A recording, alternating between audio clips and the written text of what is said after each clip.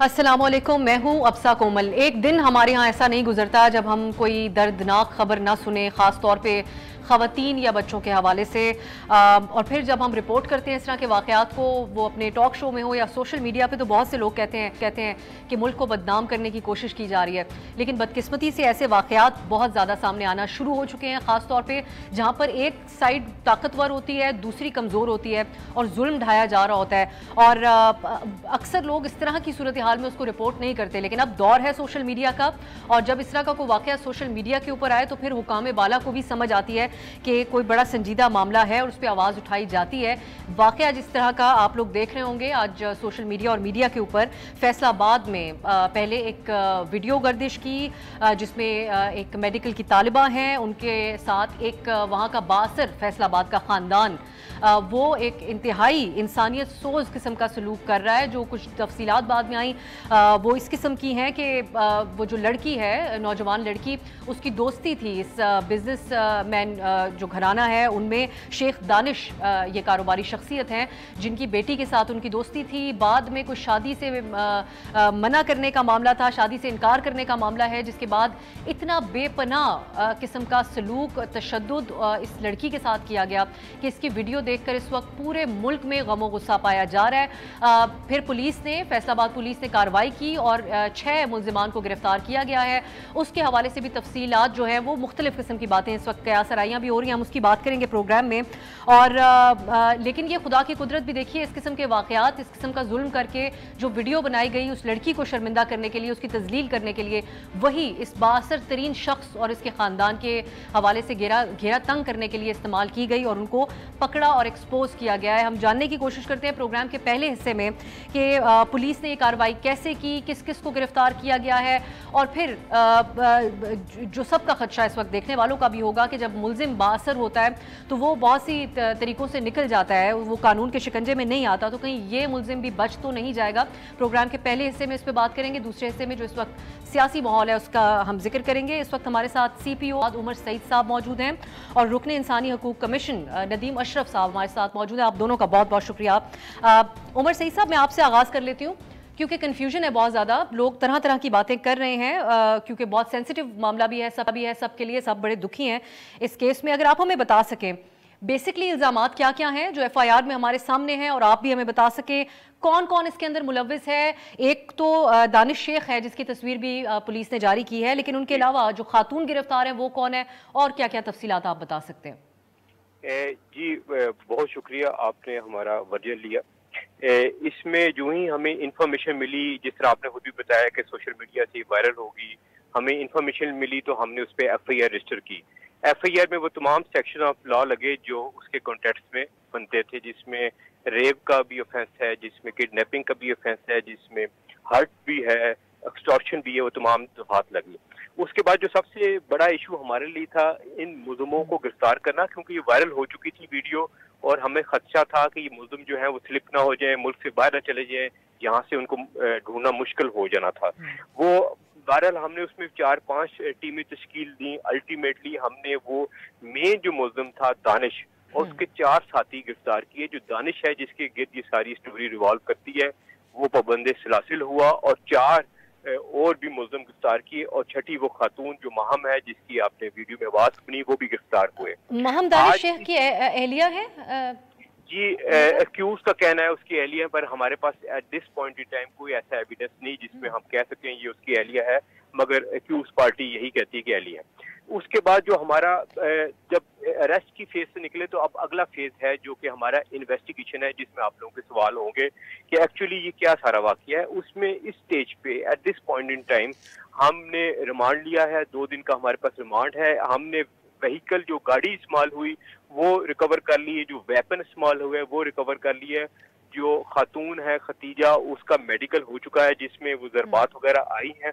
एक committee SSP investigation और SP level के ऑफिसर जो है इसकी इन्वेस्टिगेशन कर रहे हैं। आगे दिनों में हमने इसका मोबाइल का फ्रेमिंग डाटा करना है, साइबर जो है एक्ट वो उसकी दफात लगेंगी, फोटोग्रामेट्री टेस्ट जो होता है जो एक शख्स को CCTV में पहचानता है उसकी, फिर DNA टेस्टिंग होनी है, लाई डिटेक्टर, और इसकी वॉइस मैचिंग भी करनी है, ये सारे हमारे पीसीज ऑफ एविडेंस बनेंगे।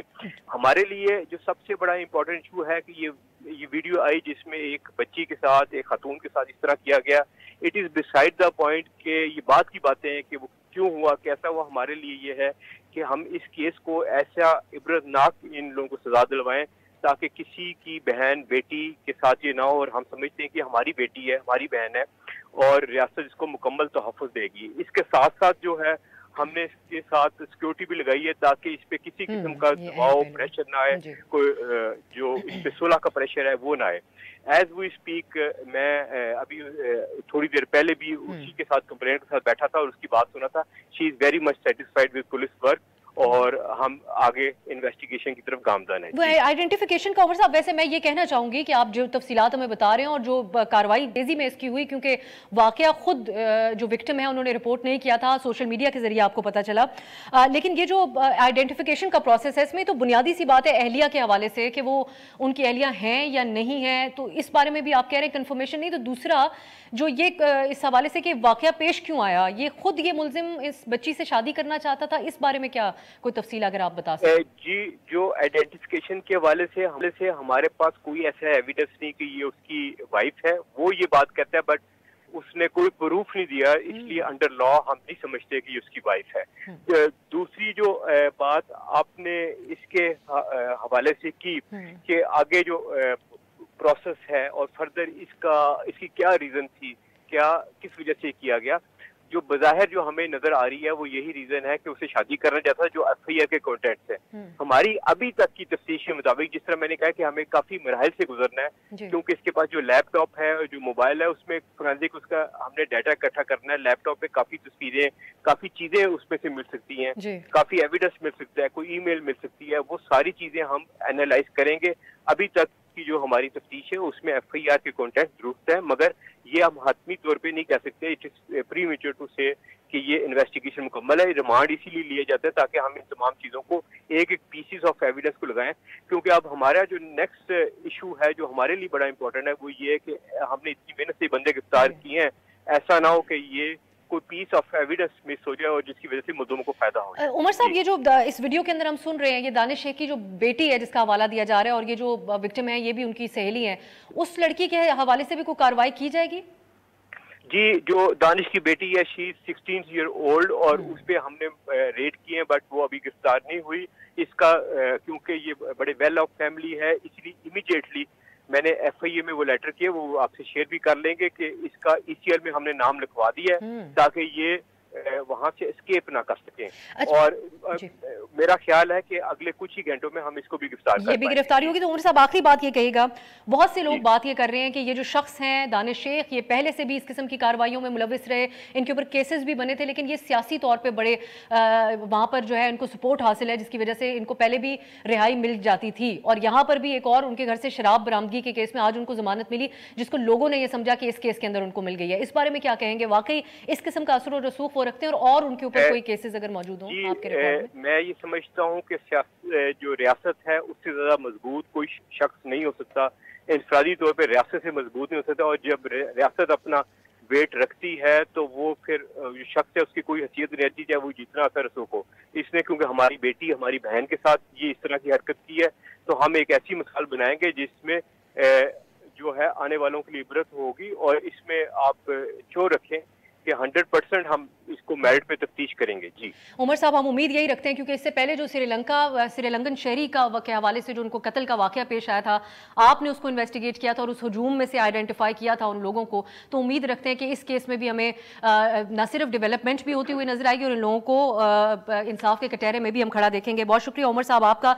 नदीम अशरफ साहब, अब आप कहिएगा, साहब ने तो तफसीली तौर पर हमें एक्सप्लेन कर दिया, आपकी नज़र में कुछ अर्सा पहले इस्लामाबाद के अंदर भी एक वाकया पेश आया था, आपको याद होगा, उस्मान मिर्जा नामी, वो भी एक बासर शख्स था और इस कदर बासर था कि जब मामला अदालत में गया तो जो दोनों विक्टिम्स थे उसके, मुतासिरा लड़का और लड़की, वो अपने बयान से ही बदल गए थे। इस केस में भी मुलजिम बासर है। आप क्या समझते हैं, कौन से अहम पहलू हैं इंसानी बुनियादों पर इस केस के हवाले से? जी बहुत शुक्रिया। जो national commission for human rights है, ये एपेक्स अदारा है ह्यूमन राइट्स के हकूक का, और इस वाक़े की हम पुरजोर मजम्मत करते हैं। एक इंसानियत सोज वाक़या हुआ है और ये तवक्को रखते हैं कि स्टेट की मशीनरी पुलिस है और प्रोसिक्यूशन है पूरी पूरी फोर्स के साथ, तनदेही के साथ जो मुल्ज़मान हैं जिन्होंने वाक़े में मुलव्वस है उनको वाक़ई करार से सजा मिलेगी। जो आपने बात की वो बड़ी कोजेंट है कि जब मुल्ज़मान बाअसर होते हैं तो वो असर और रसूख इस्तेमाल करके हमारे सिस्टम में जिस तरह कुछ खामियां जो काफ़ी पाई जाती हैं वो निकल जाते हैं। इसलिए बहुत ज़रूरी है कि जो प्रोसिक्यूशन डिपार्टमेंट है और पुलिस डिपार्टमेंट, जैसा CPO साहब ने कहा कि ये उसको विक्टिम को तहफ़्फ़ुज़ फराहम करना। नंबर 2, जो अगली स्टेज आएगी कि जब चलान मुकम्मल होकर कोर्ट में जाएगा तो प्रोसिक्यूशन के लिए पंजाब हुकूमत को चाहिए कि एक स्पेशल प्रोसिक्यूशन टीम तश्कील दे जो उसको हाईएस्ट लेवल पे देखा जाए ताकि उनको सजा मिले। साथ ही जो नेशनल कमीशन ह्यूमन राइट जो आपने इस्लामाबाद के केस का जिक्र किया उसमें हमने पार्टी भी उसमें बने और होता है जब जैसे में आता है कि जब उस पर प्रेशर विक्टिम पे डाला जाता है कि आप को विड्रॉ कर लें, और इस केस में जहाँ किसी खातून के साथ कोई ऐसा वाकया हो, किसी बच्चे के साथ वाकया हो, तो उन केसेस में ज्यादा ये देखने में आता है कि उन पे जो वल्नरेबल होते हैं आगे ट्रॉमा से उन्हें एक बड़ी ही अजियतनाक कैफियत से गुजरे होते हैं तो दबाव के तहत उसको राजीनामे मजबूर किया जाता है। इसलिए बहुत जरूरी है कि हुकूमत की मशीनरी उनको पूरा तहफ़्फ़ुज़ प्रोवाइड करे और उसको जिस तरह आपने जिक्र किया, जिस तरह श्रीलंकन जो मैनेजर का केस था, इस तरह इसको भी टेस्ट केस बनाया जाए ताकि डिटरेंस हो, ताकि आइंदा कोई ऐसे वाकया ऐसा एक्ट करने की जरूरत ना कर सके। जी, बहुत शुक्रिया नदीम अशरफ साहब आपका और आपकी कीमती राय का। जिस तरह नाज़रीन नदीम साहब बात कर रहे थे, ये कोई नहीं है जो उस्मान मिर्ज़ा का मामला था उसमें तो स्टेट बनी थी पार्टी और उसको सज़ा उम्र कैद की सज़ा हुई थी। यहाँ पर भी हम ये उम्मीद तो रखते हैं, लेकिन इससे पहले हमने इस तरह के भी वाक़यात देखे, जैसा कि एक और भी वाक़यात जहाँ एक मॉडल के घर के ऊपर हमला आवर हुई थी, 2 ख़वातीन वो मुल्क से भाग गई थी। यहाँ पर उमर सईद साहब CPO बताते हैं कि नाम ECL में डाल दिया गया जिसकी गिरफ्तारी नहीं हुई, और जो गिरफ्तार हैं उनको वो कहते हैं कि हर तरीके से उसके हवाले से उनको कटहरे में लेके आया जाएगा। हम उम्मीद भी यही करते हैं। एक ब्रेक की तरफ जाते हैं, जब वापस आएंगे तो हमारे साथ हसान खाबर साहब और बिलाल कियानी साहब होंगे। बात करेंगे शहबाज गिल के हवाले से भी कुछ ह्यूमन राइट्स के सवाल उठ रहे हैं और जो पेट्रोल की प्राइसेस बढ़ी हैं उस पर बड़े एहतजाज हो रहे हैं। बात करते हैं ब्रेक के बाद। ब्रेक के बाद खुश आमदीद। एक मामला है शहबाज गिल साहब का जिसमें इस वक्त वफाक और पंजाब के दरमियान ऐसा नजर आता है कि ठन चुकी है। पहले तो इस्लामाबाद की सेशन अदालत ने आज शहबाज गिल को 2 रोज़ा जिस्मानी रिमांड पर पुलिस के हवाले किया और इसका हुक्म दिया, और ये बड़ी है तो कुछ हैरत अंगेज़ बात भी लगी कि एक बार पहले रिमांड हो चुका है उनका जिस्मानी, फिर जुडिशल हुए, एक बार फिर रिमांड मिलना इतनी मामूली बात नहीं है। दूसरा PTI की तरफ से इस फैसले को इस्लामाबाद हाई कोर्ट में चैलेंज भी कर दिया गया और इल्ज़ाम ये लगा रही है PTI इस वक्त के हुकूमत शहबाज गिल के से इमरान खान के खिलाफ को बयान लेना चाहती है, इसलिए बार बार उनके रिमांड जिस्मानी रिमांड लिया जा रहा है। और इसके अलावा एक इल्ज़ाम है जो कि PTI की तरफ से इमरान खान ने इसका जिक्र किया था और फिर कुछ सहाफ़ती हलकों के अंदर से भी लोग ये बात करना शुरू हुए हैं कि शहबाज गिल के ऊपर बहिमाना तशद्दुद किया गया इस इंक्वायरी के दौरान। तो इसके ऊपर हम बात करेंगे। फिर इमरान खान साहब ने एडिशनल चीफ सेक्रेटरी पंजाब और IG जेल खानाजात को हिदायत कर दी कि एक इमरजेंसी सूरत हाल पैदा की जाए और शहबाज गिल को रावलपिंडी के किसी सरकारी अस्पताल में मुंतकिल किया जाए। तो इसके हवाले से भी सवालात उठाए जा रहे हैं कि इमरान खान क्या मुदाखलत कर रहे हैं इस केस के मामले के अंदर, इसकी भी हम बात करेंगे। और एज ऑफ नाउ जब हम ये बात कर रहे हैं तो हमें बताया ये जा रहा है कि अडियाला जेल के बाहर सिक्योरिटी बहुत सख्त है और बज़ाहिर ऐसा नजर आता है कि वफाक अपने तरीके से इस मामले को देख रही है और पंजाब हुकूमत की तरफ से उनको शिफ्ट करने की कोशिश की जा रही है पिंडी के किसी अस्पताल में। इसके ऊपर हम बात करेंगे। दूसरी तरफ आपको मालूम है कल हुकूमत ने पेट्रोल की कीमत 6 रुपये 72 पैसे बढ़ाई थी और उसके बाद मिफ्ता इस्माइल साहब ने कल बाकायदा तौर पे अपने इस फैसले को किया। और उससे पहले की सारी कहानी आप जानते हैं। जहाँ मरियम नवाज ने ये कहा था कि नवाज शरीफ उनके इस फैसले से खुश नहीं है, जिसको वो मिफ्ता इस्माइल साहब इस अपनी पार्टी के अंदरूनी इजलास की बात कल कह रहे थे। लेकिन इस वक्त मुल्क के अंदर एहतजाज हो रहे हैं पेट्रोलियम प्राइसेस के हवाले से, इस पे भी हम बात करेंगे। हमारे साथ वज़ीर आज़म के कोऑर्डिनेटर बराए इकोनॉमी बिलाल कियानी साहब मौजूद हैं और एडिशनल सेक्रेटरी इत्तलात तहरीक इंसाफ हसान खाबर साहब भी हमारे साथ हैं। आप दोनों का बहुत बहुत शुक्रिया।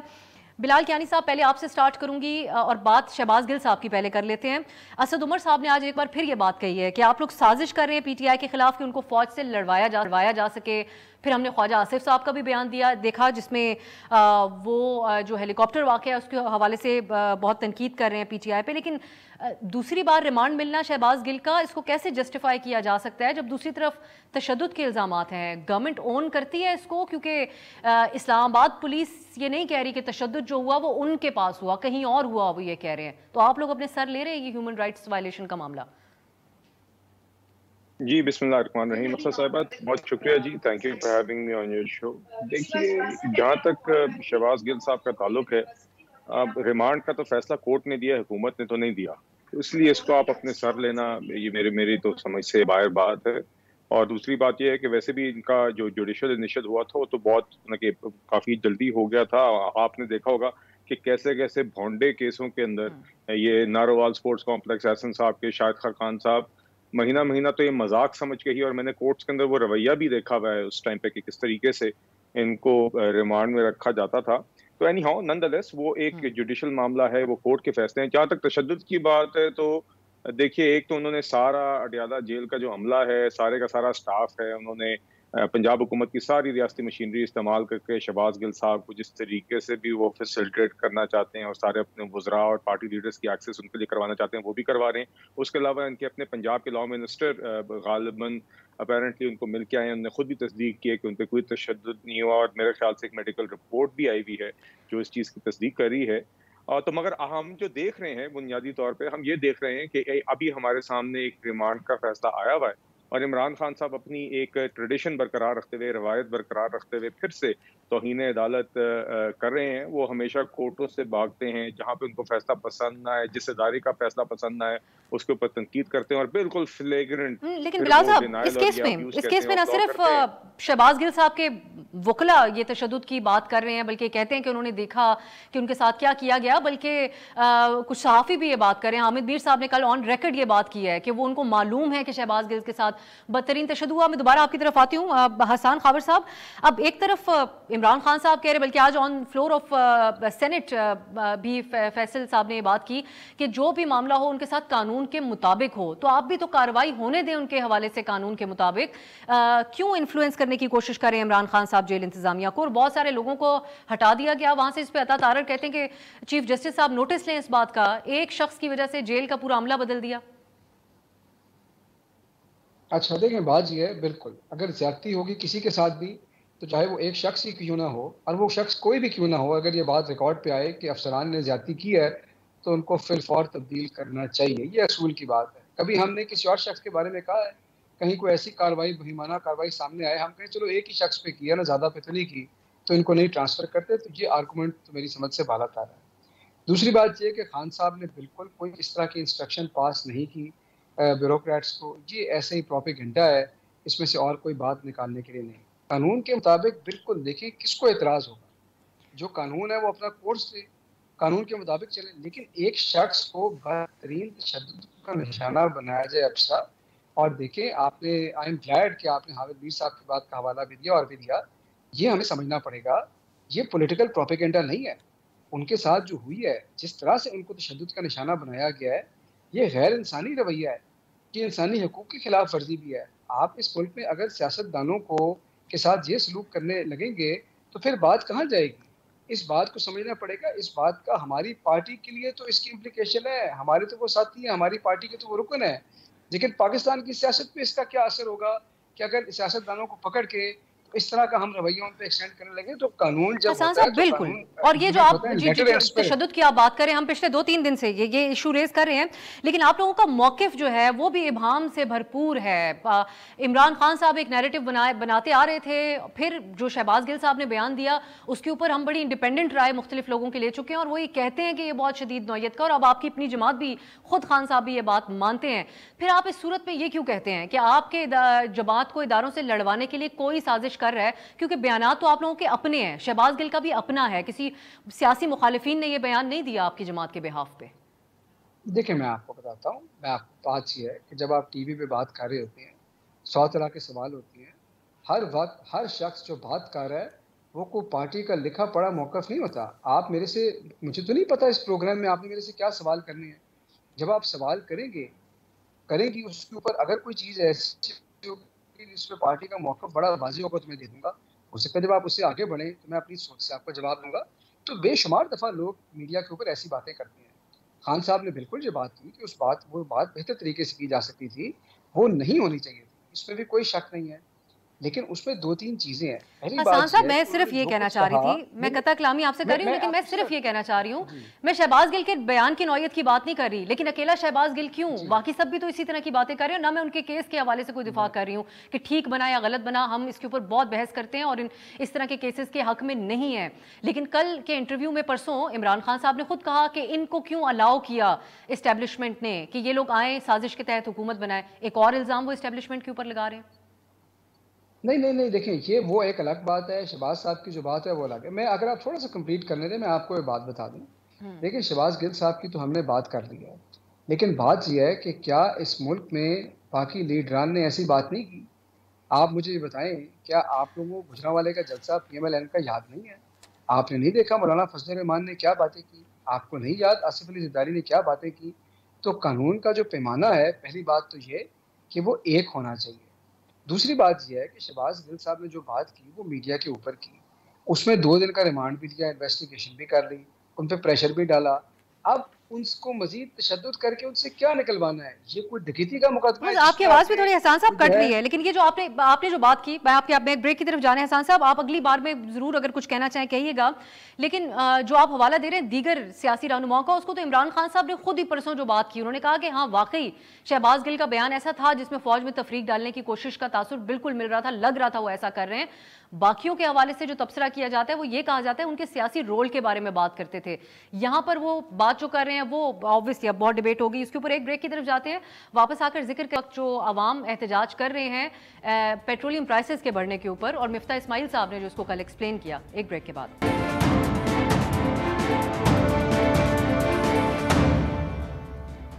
بریک کے بعد خوش آمدید. کل ہم نے گفتگو بھی کی اس پہ, جو مریم نواز صاحبہ نے مفتاح اسماعیل کی پالیسی کے اوپر, پیٹرول کی پرائسز بڑھانے کے اوپر یہ احتجاج کیا تھا اور کہا کہ نواز شریف بھی اس سے خوش نہیں ہیں.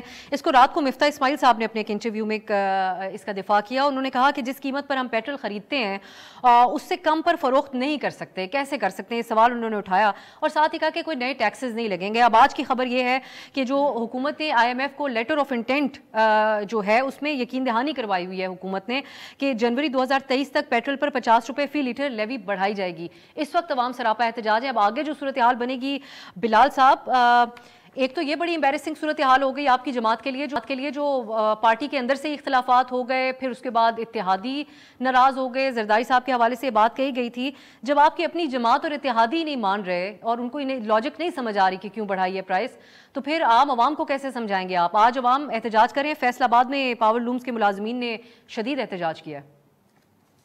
جی افسر صاحبہ, دیکھیے اس میں پیٹرول کی قیمتوں کا یقیناً ایک مہنگائی کا ماحول ہے, اور یہ یقیناً مشکل حالات ہے, مہنگائی ہے, تو اس لیے عوام کے لیے پیٹرول کی پرائس کا انکریز, اس پہ تشویش یا مشکل ہونا سب کے لیے یہ انڈرسٹینڈیبل سی بات ہے.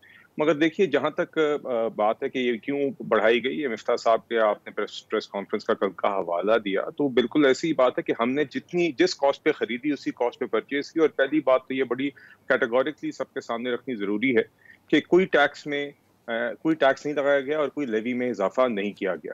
اور اس میں جو چیز بڑی اہم ہے وہ یہ سمجھنا ضروری ہے کہ جو آپ نے 60 دن پہلے بھی, تقریباً 2 مہینے پہلے بھی جو کارگوز خریدے ہوتے ہیں, اس کی بھی جو فارن ایکسچینج کی ایڈجسٹمنٹ ہوتی ہے, اس پہ بھی جو ڈالر کے اوپر نقصان ہوتا ہے وہ بھی پرائس میکنزم کے اندر شامل ہوتا ہے. مگر بنیادی بات یہ ہے کہ جو اوگرا یہ قیمتیں تیار کرتی ہے, اوگرا کی طرف سے جیسی ریکمنڈیشن آئی تھی اسی بنیاد کے اوپر آگے یہ پرائس ڈٹرمن کی گئی ہے, اور ٹیکسوں میں کوئی اضافہ نہیں کیا گیا. جو خریدنے کی کاسٹ تھی, جو خریدنے کا خرچہ تھا, وہی آگے کیا گیا ہے. حکومت نے اس کے اوپر اپنی طرف سے کوئی اضافہ نہیں کیا.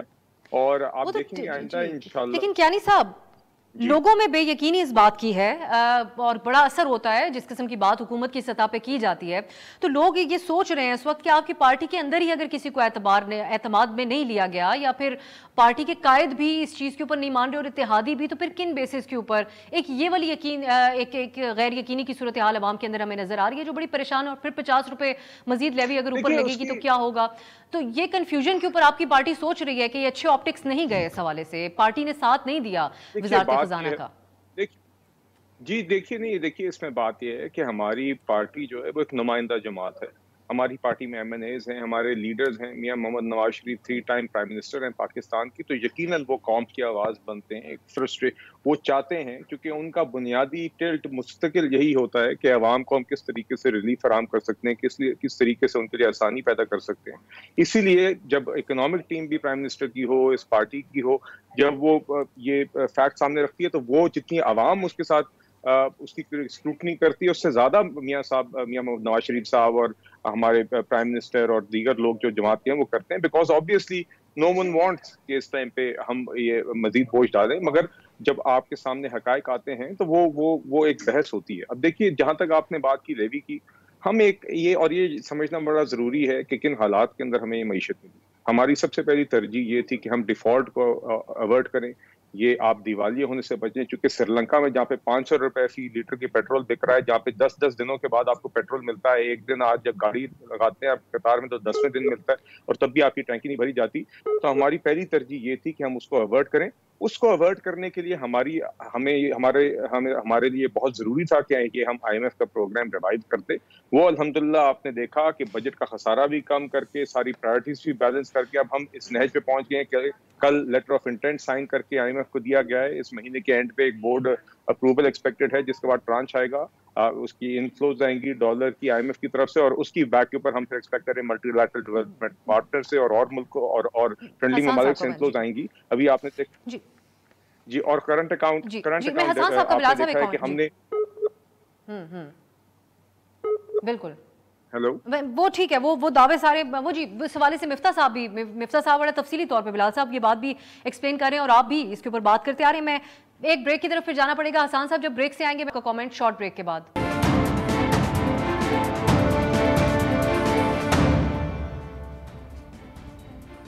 بریک کے بعد خوش آمدید. ہم بات کریں جو پرائسز بڑھی ہیں پیٹرول کی اور اس کے اوپر کافی بیک لیش آ رہا ہے، نہ صرف حکومت کے اندر سے بلکہ عوام کی حد تک بھی. حسان صاحب، ایک تو ڈیجا وہ مومنٹ تھی کل جب یہ مفتاح صاحب نے یہ بات کہی کہ جب ہم تیل خرید مہنگا رہے ہیں تو اس کو سستا کیسے بیچتے ہیں. بالکل فواد چوہدری صاحب نے بھی اپنے وقت میں ایسی ہی بات کی تھی.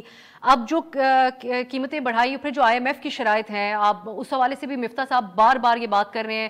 وہ کہتے ہیں ہم اپنی سیاست کو لوز کر رہے ہیں، لیکن IMF اور پاکستان کو دیوالیہ ہونے سے ہم ضرور بچا دیں گے ذمہ دارانہ سیاست کرتے ہوئے. تو اب ان کی پارٹی تو ان کا ساتھ نہیں دے رہی، تو آپ لوگ ہی مفتاح صاحب کا ساتھ دے دیں اس حوالے سے. اچھا، میں آپ کو 2-3 باتیں بتاتا ہوں. بڑا اچھا آپ نے سوال کیا، لیکن اس سے پہلے کہ ان کی گورنمنٹ کی پرفارمنس کی بات کریں کہ یہ کیوں ان کی بات غلط ہے، میں آپ کو یہ بتاؤں کہ ایک تو مسلم. حسان صاحب آپ سن پا رہے ہیں؟ جی آپ بولیے. جی آپ کہیے. شہباز شریف سر، انفارچونیٹلی ہم آپ کو ٹھیک سے سن نہیں پا رہے. حسان صاحب آپ کو میں ایک تو مسلم سے ہر بندے سے یہ پوچھنا چاہیے کہ وہ کس کی سائڈ پہ ہے، وہ اس فیصلے کی تائید کر رہا ہے کہ نہیں کر رہا. بیکاز آدھی پارٹی فیصلہ کر رہی ہے، آدھی تائید نہیں کر رہی، کچھ سمجھ نہیں آ رہی کہ کیا ہو رہا ہے. دوسری بات یہ ہے کہ اس پرائس بڑھنے میں بالکل ان کی گورنمنٹ کی انکمپیٹنس ہے، اور اس کی وجہ میں آپ کو بتاتا ہوں. 4 وجوہات ہیں اس کی. پہلی بات یہ ہے کہ جولائی کے مہینے میں انہوں نے جب تیل کی قیمتیں پیک پہ تھی، انہوں نے ایکسس سٹاک لیا، اور وہ جو سٹاک ہے اس کی پرائس جو ہے آج ان کی پرچیز پرائس کو افیکٹ کر رہی ہے. مہنگا تیل خریدا، ضرورت سے زیادہ خریدا، آج جب تیل سستا ہو گیا اس سے یہ فائدہ نہیں اٹھا رہے. دوسری بات یہ ہے کہ نیشنل بینک آف پاکستان جو حکومت پاکستان کا بینک ہے، وہ جو LC letter of credit retire کر رہا ہے وہ مارکیٹ ریٹ سے 7-8 روپے کے اوپر کر رہا ہے. سرکاری بینک اب جب وہی 7-8 روپے کے اوپر ریٹائر کرے گا وہ امپیکٹ میں پرائس میں آئے گا. تیسری چیز یہ ہے کہ انہوں نے تمام LC سب ریٹائر کیے اور کارگوز منگائے ہیں. ایک تو ان کے اپنے ہیلی سے جو روپیہ ہے وہ $200 کے اگینسٹ 240-50 پہ پہنچ گیا، اور منگا بھی تب رہے ہیں جب ہے. اب جب کم ہے تو منگا نہیں رہے کیونکہ پہلے منگا دیا ہے. اور چوتھی بات یہ ہے کہ جو یہ کہتے ہیں نا کہ نیا ٹیکس نہیں لگایا، تو آپ مجھے بتائیں کہ پیٹرولیم ڈیولپمنٹ لیوی ایکٹ جو تھا وہ تو 30 روپے فی لیٹر تھا، یہ 50 روپے تک لے کے جا رہے ہیں. وہ ہر چیز کے اوپر حسان صاحب یہ بھی تو کہا جاتا ہے کہ آپ لوگ ایسے معاملات بنا کے چلے گئے کہ IMF کے ساتھ معاملات ایک بات ان کی سننی پڑ رہی ہے. یہ بات مفتاح صاحب کئی دفعہ کہتے ہیں، وہ کہتے ہیں آپ لوگ ایسی ڈیلنگ کرتے رہے ان کے ساتھ، اور اتنی وہ جو وعدے کیے تھے اس کی وعدہ خلافی کرتے رہے کہ ہمیں ان کے آگے بہت ساری چیزوں پہ سر جھکانا پڑ رہا ہے. مجھے تو یہ سمجھ نہیں آتی کہ 2018 کا کرائسس بھی ہمارے آنے سے پہلے آ گیا، وہ بھی ہماری وجہ سے آیا، جو ہمارے جانے کے بعد آیا وہ بھی ہماری وجہ سے آیا. ہم اس وقت جو تھے، ہم تیل کی قیمتیں ہم نے مارجنز کم کیے، ہم نے پیٹرولیم ڈیولپمنٹ لیوی زیرو کی، ہم نے سیلز ٹیکس زیرو کی، پھر بھی تیل کی قیمتیں ہم بڑھاتے تھے. تیل کی قیمتیں آج سے زیادہ تھی تب بھی ہمارے رسپانس لے لیتی ہوں پھر میں بلال صاحب کا. آج زیادہ ہے، تو یہ تو میرا مطلب ہے کہ اس کا پھر کوئی جواب نہیں بن سکتا. بلال صاحب اب آپ یہ جو بات کہہ رہے ہیں احسان صاحب، ایک تو کل سے یہ بھی ٹاپک ہے کہ مہنگا خرید لیا آپ نے تیل اور ضرورت سے زیادہ خرید لیا، تو یہاں پر پھر کس طریقے سے مینیج کیا آپ لوگوں نے، کیا پلاننگ تھی؟ نہیں دیکھیے، یہ مجھے حسان صاحب جو بات کر رہے ہیں نا، میں یہ ان کا ہی کریٹڈ کرائسس ہے.